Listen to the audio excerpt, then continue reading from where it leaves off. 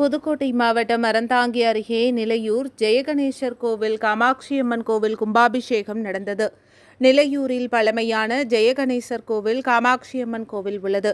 வேண்டுபவர்களுக்கு வேண்டும் வரம் தந்து பக்தர்களை காக்கும் தெய்வமாக உள்ள இக்கோவிலில் முற்றிலும் திருப்பணி நிறைவடைந்து யாகசாலை தொடங்கியது.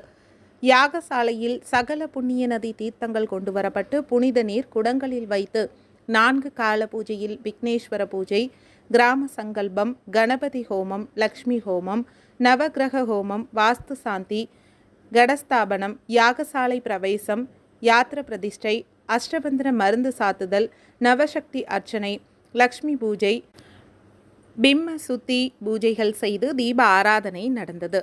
பூஜிக்கப்பட்ட புனித நீர் குடங்கள் யாகசாலையிலிருந்து மேலதாளங்கள் முழங்க புறப்பட்டு கோவிலை வலம் வந்து கோபுரத்தை அடைந்து கருட பகவான் வட்டமிட முதலில் ஜெயகணேசர் கோவிலிலும் அதனைத் தொடர்ந்து காமாட்சியம்மன் கோவிலிலும் கும்பாபிஷேகம் நடந்தது. இந்த வழிபாட்டில் பல ஆயிரம் பக்தர்கள் கலந்து கொண்டனர். அனைவருக்கும் அன்னதானம் வழங்கப்பட்டது. சர்வசாத யாக வேள்வி பணிகளை ஆவுடையார் கோவில் பப்பு சாஸ்திரிகள் தலைமையில், காரக்கோட்டை சுவாமிநாத சாஸ்திரிகள், கீரமங்கலம் சேதுமாதவ சாஸ்திரிகள், வேட்டனூர் ஹரிஹரன் சிவாச்சாரியார் ஆகியோர் செய்தனர்.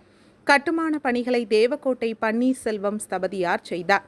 மங்கள இசை சிங்கவனம் மதுபாலன் குழுவினர் இசையுடன் நடந்தது. விழா ஏற்பாடுகளை நிலையூர் கிராமத்தார்கள் சிறப்பாக செய்தனர்.